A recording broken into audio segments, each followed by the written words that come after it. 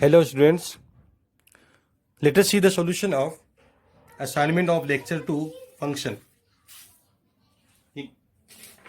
First question is that we have to find the domain, है ना। तो lobby log के अंदर expression that must be positive, तो वही ने पॉजिटिव कर दिया, फिर सॉल्व कर लिया। अच्छा, फिर जब लॉग हटाया तो क्या होगा, क्योंकि बेस आपका 10 है, डायरेक्शन चेंज नहीं होगा, तो 10 की पावर 1 से कम, 10 से कम मतलब निगेटिव भी जा सकता है, तो 0 से ज़्यादा करना पड़ेगा।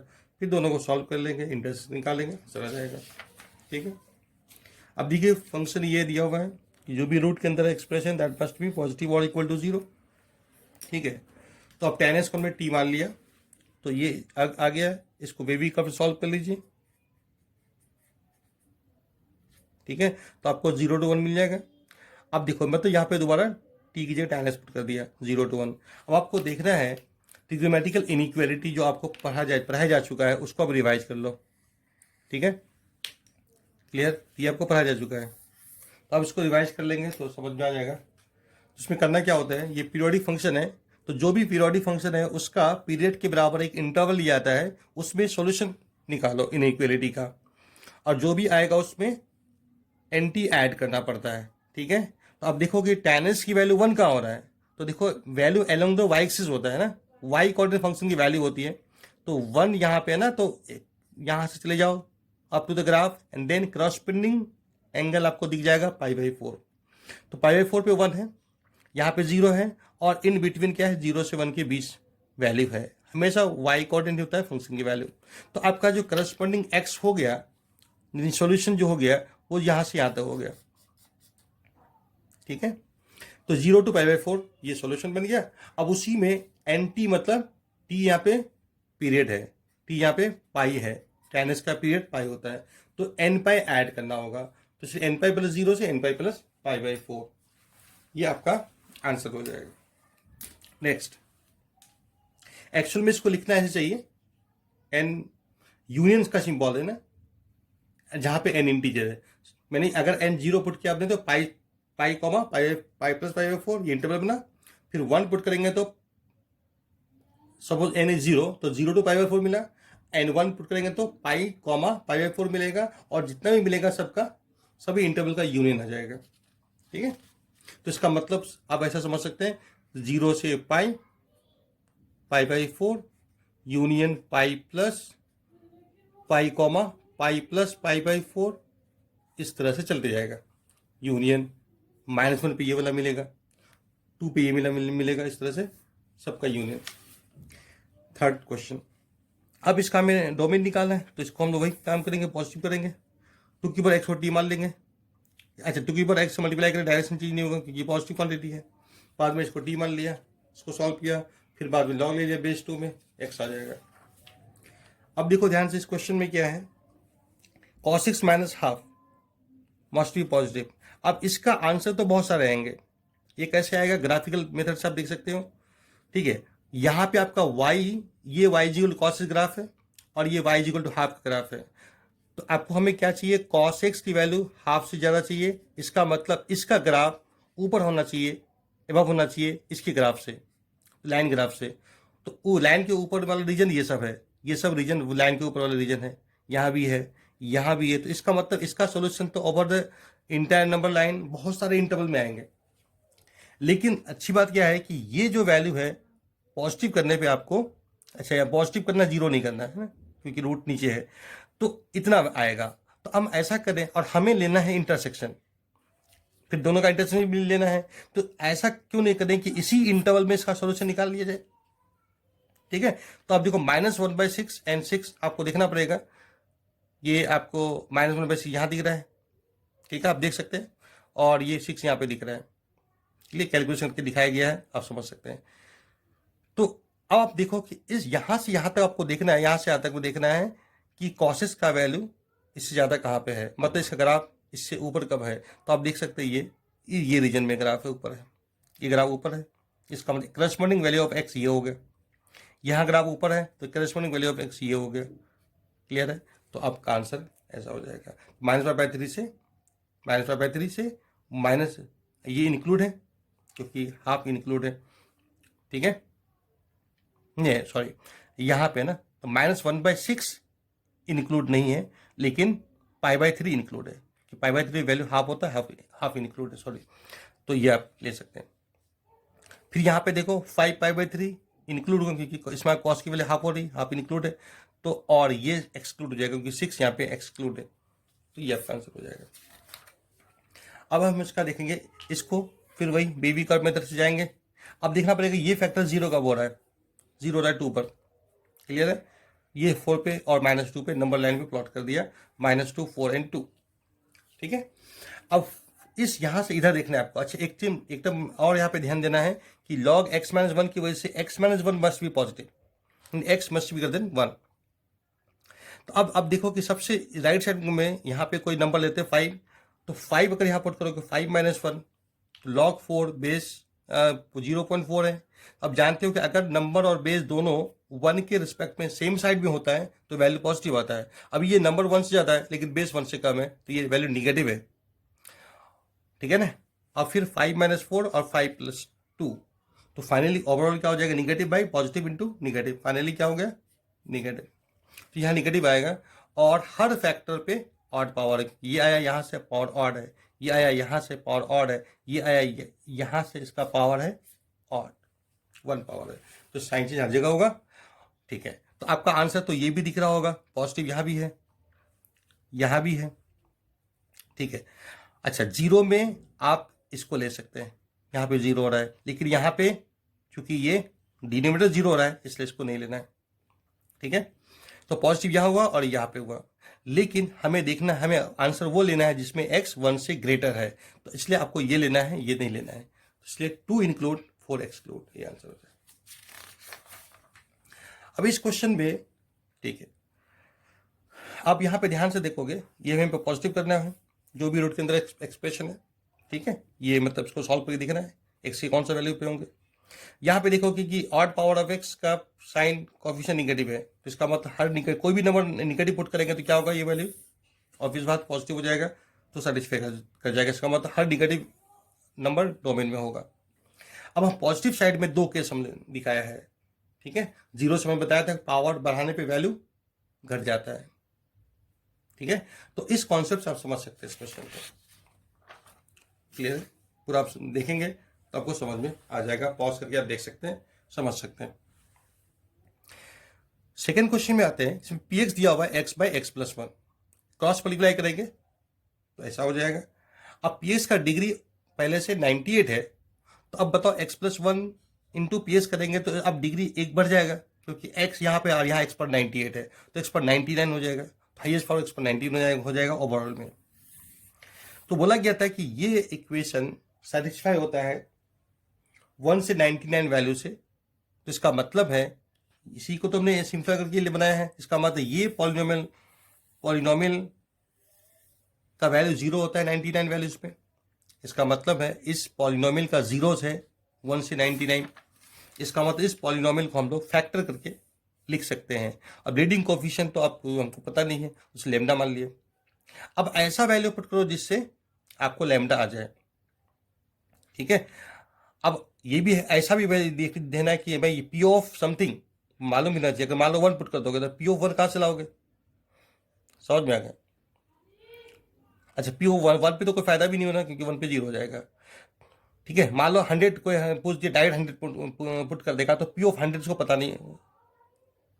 हाँ लैम्डा पहले पता करना होगा, उसको पहले लैम्डा पता करना है, तो लैम्डा कैसे पता करेंगे, तो ऐसा वैल्यू पुट करो जिससे हमें लैम्डा आ जाए। तो -1 पुट करने पे क्या होगा कि पी ऑफ -1 नहीं भी जानते, लेकिन ये 0 इंटू समथिंग 0 हो जाएगा और फिर हम लैम्डा मिल सकता है। देखो आप लैम्डा मिल जाएगा, फिर ये लैम्डा का वैल्यू हम लोग ये यहाँ पुट करेंगे, ऐसा बन गया। अब हम लोग 100 पुट करेंगे तो हमको पी ऑफ 100 मिल जाएगा।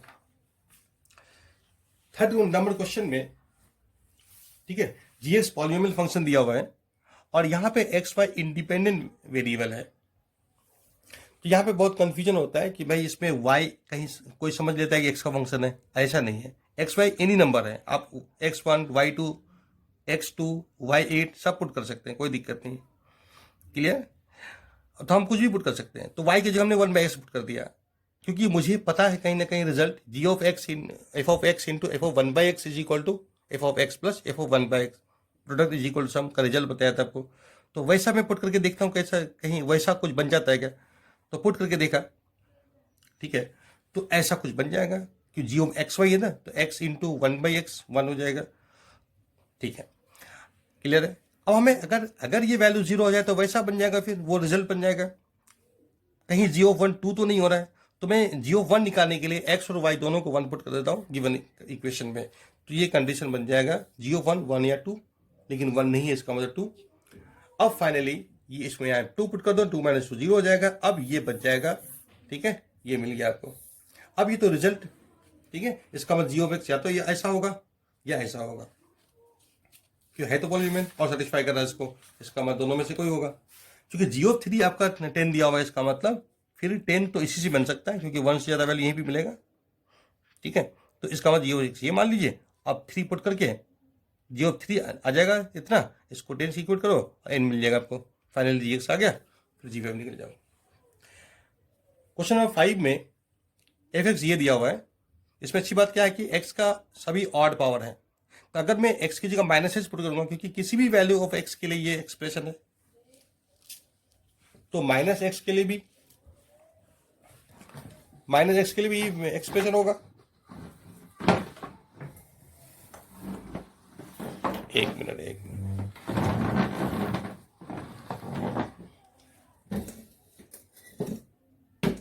ठीक है।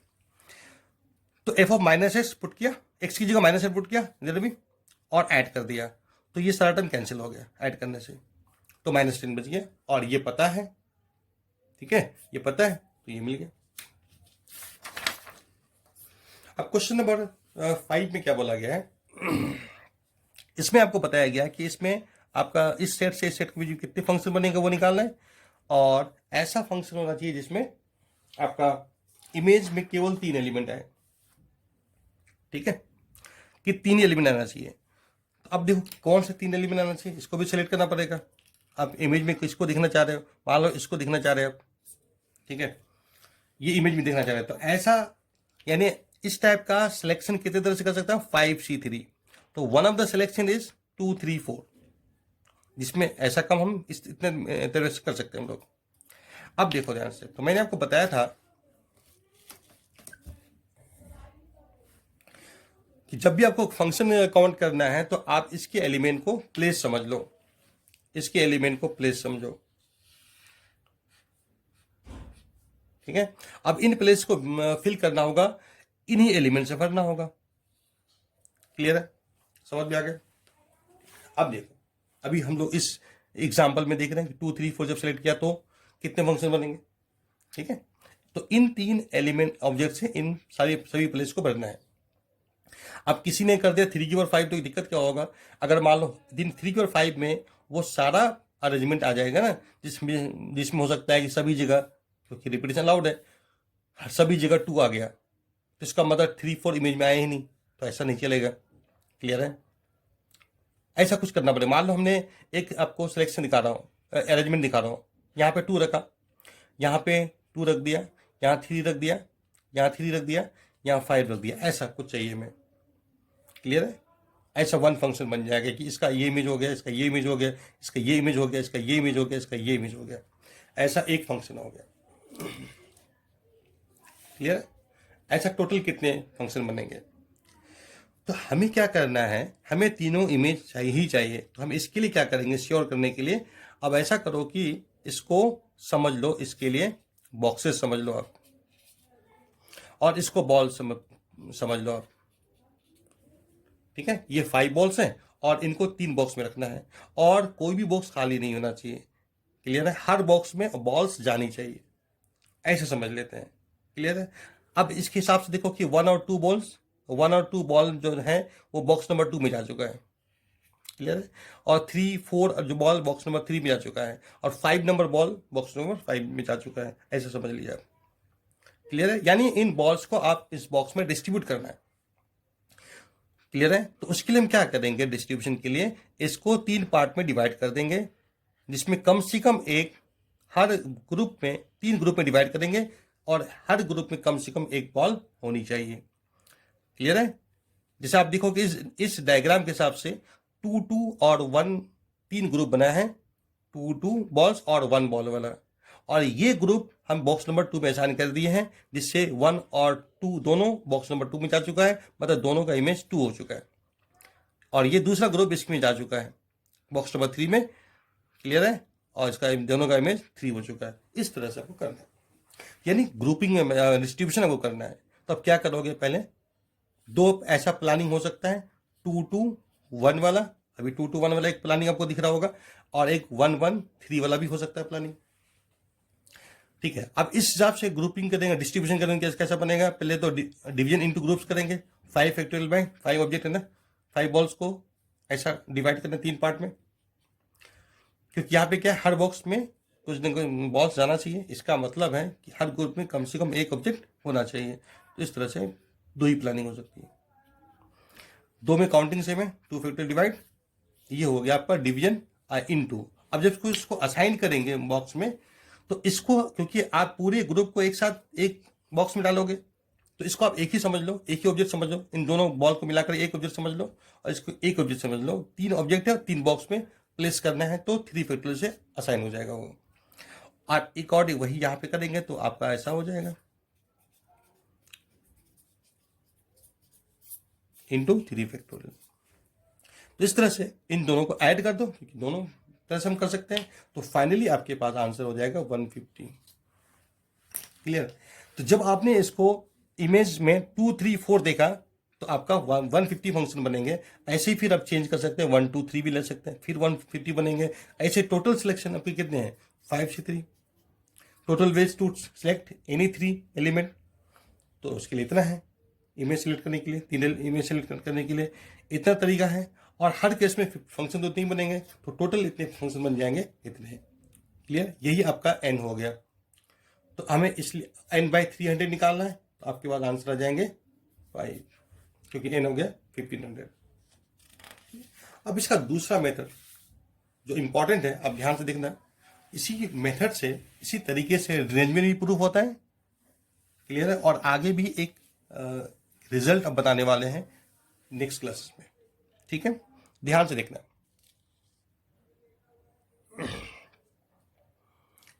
ठीक है, अब आप देखो इस मेथड में क्या करते हैं हम लोग, सेट थ्योरी से निकालते हैं इसको, ठीक है।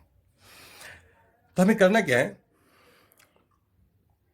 मान लेते हैं, ठीक है, मान लेते हैं कि ए जो है, ए एक सेट है जिसमें वो सारे फंक्शन है जिसका रेंज में 2 नहीं आता है, जिसका रेंज डज नॉट इंक्लूड 2, उसके रेंज में 2 नहीं आता है, समझ गए ना, क्लियर। इसका मतलब है वो 3, 4 से बन रहा होगा वो सारे फंक्शन। तो 3, 4 से जब बनेगा, जैसे मान लो कि हम निकालना जा रहे हैं कि आपका 2, 3, 4, ठीक है, 2, 3, 4 से कितने फंक्शन बनेंगे, ठीक है। तो इसी तरह से बी सेट में क्या होगा, वो फंक्शन आएंगे जिसके रेंज में 3 नहीं होगा, और सी सेट में वो फंक्शन आएंगे जिसमें रेंज में 4 नहीं होगा, ठीक है। अब बताओ, अगर अब हमें देखना है ए सेट में कितने फंक्शन रहेंगे, तो अगर जिसका रेंज में 2 नहीं है, इसका मतलब 3, 4 से बनेगा, 3, 4 से टोटल पॉसिबल फंक्शन कितने बन सकते हैं, इसका मतलब 3, 4 में 2 ऑब्जेक्ट आपके पास हर प्लेस को भरने के लिए है, इसका मतलब 2 की पावर 5 फंक्शन बन जाएंगे, क्लियर है। एन ऑफ ए होगा 2 की पावर 5, उसी तरह से सिमिलरली एन ऑफ बी भी 2 की पावर 5 बनेगा, ठीक है।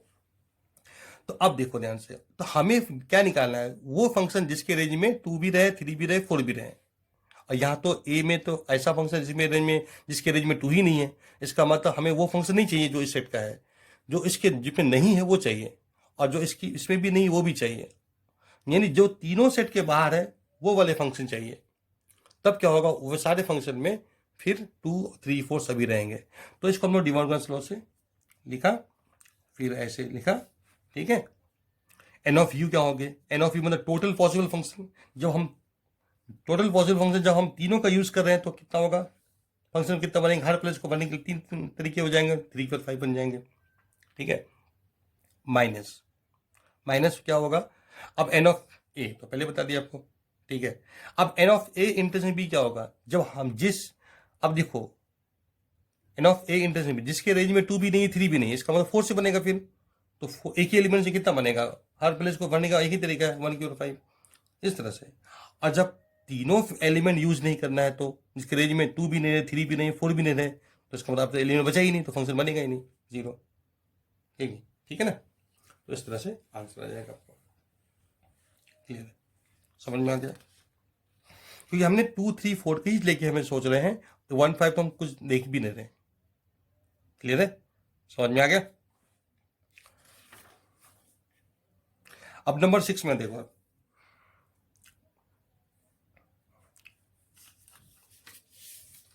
हमें क्योंकि ये हमें ये पता करना था कि 2, 3, 4 जिसके रेंज में रहेगा वो कितने बनेंगे। केवल 2, 2, 3, 4 जिसके रेंज में रहेगा, इसका मतलब 1/5 उन फंक्शन के रेंज में है ही नहीं, तो इसलिए मैं इसको कंसिडर ही नहीं कर रहे, और हम इन्हीं से हमें देखना है बस, इसलिए ऐसा कर रहा था। नंबर 6 में आते हैं। अब देखो इसका डोमेन है भाई R-8 क्योंकि 10 इन पे डिफाइन अनडिफाइन हो जाता है, लेकिन इसका डोमेन साइनस का तो ऑल रियल नंबर है, इसका डोमेन सेम नहीं हुआ। ठीक है, खत्म, फंक्शन नॉट इक्वल नहीं है। सेकंड में दोनों का डोमेन सेम है, और हमने फिर जब डोमेन सेम आएगा तो फिर हर नंबर पे वैल्यू चेक करना पड़ेगा दोनों का सेम आता है कि नहीं, और मैं देखा सेम आ रहा है, इसका मतलब फंक्शन सेम है। 7 नंबर में आपको देखना है x² अगर 1 से कम है तो ये फंक्शन की वैल्यू है, और x² अगर 1 से ज्यादा है तो ये वैल्यू है। तो x² 1 से लेस को सॉल्व करेंगे बेबीकर मेथड से, तो आपको ये सॉल्यूशन मिलेगा। मतलब x की वैल्यू -1 से 1 रीजन में आपको ग्राफ प्लॉट करना है, y = x3, क्योंकि f(x) x3, और इसका सॉल्यूशन आएगा ये। तो इन दोनों इंटरवल में आपको ग्राफ प्लॉट करना है, y = x, इसी को प्लॉट कर देते हैं। ठीक है, इन दोनों रीजन में ये y पूरी लाइन है, एक लाइन है y = x लाइन, ठीक है, और बीच में ये y = x3 है। तो देखो लेक्चर में आपने देखा होगा कि मैंने y = x बोल दिया था, लेकिन एक्चुअल में y = 0 टेंजेंट है ओरिजिन पे, ध्यान से देखना, गलती से बोल दिया था। तो y = 0 टेंजेंट है ओरिजिन पे, देन करेक्ट कर लेना उसको। अब क्वेश्चन नंबर 8 में,